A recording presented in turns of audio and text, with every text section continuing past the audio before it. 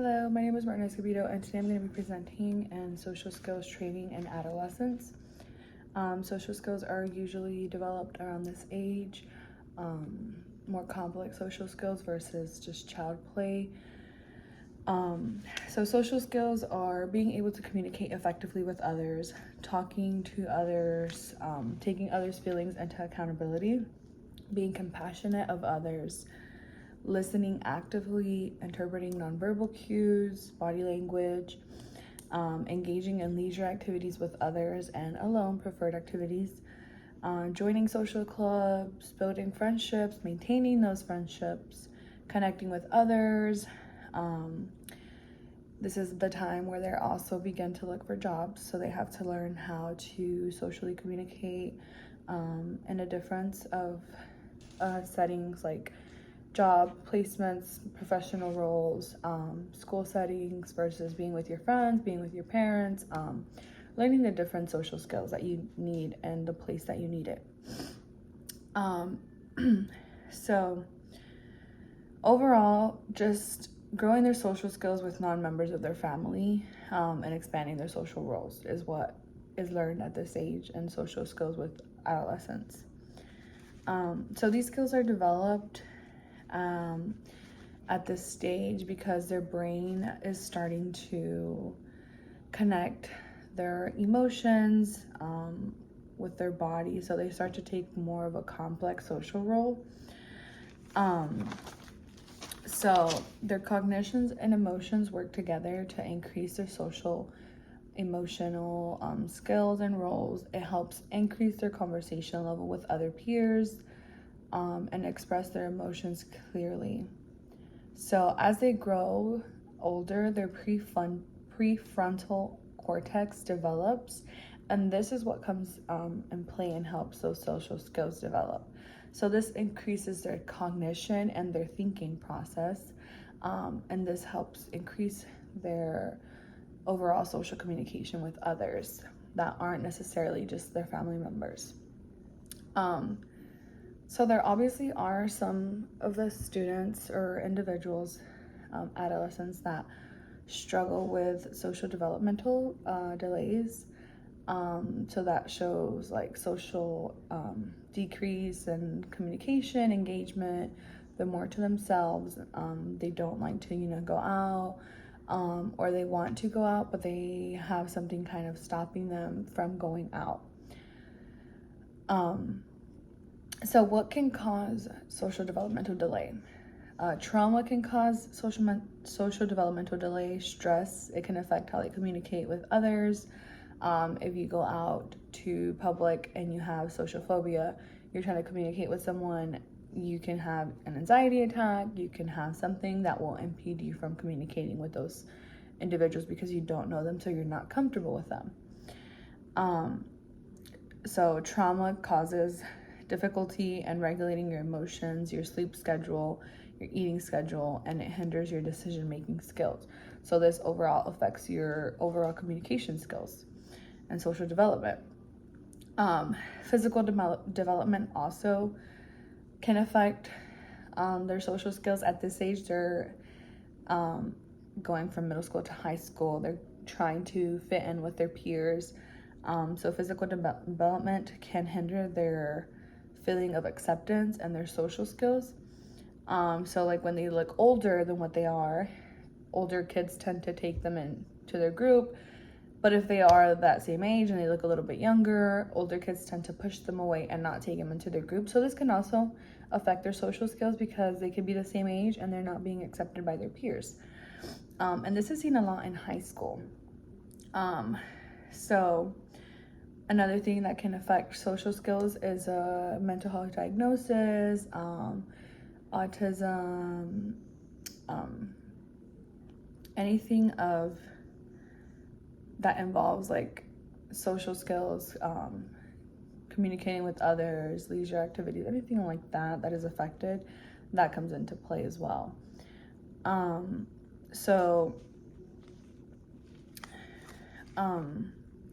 Social media has also been seen to have a very big part in kids having a delayed social skills because they are focused on their phone more than they are focused in real life. And we see this a lot in high schoolers, especially with the pandemic that recently happened. Everyone was isolated. So we're seeing a lot of kids that are struggling with social communication skills because they were stuck home. So social media use, there's an increase in social media use, so that takes away from real in-person conversations, and that is hindering their increase in social skills. That's meaning it's decreasing their in-person interaction, but to some adolescents it is meaningful and it can be helpful.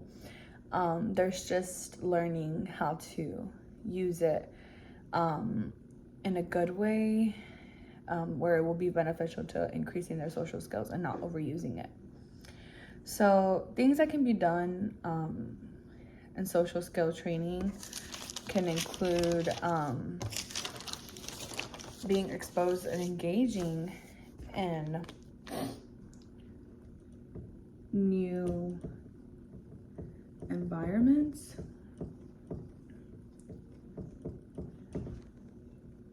engaging in new activities,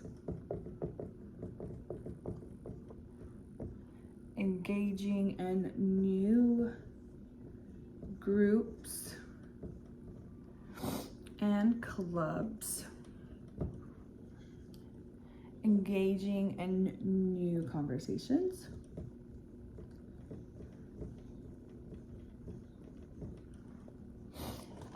engaging in new friendships and maintaining them. Friendships. And engaging in public speaking or public communication.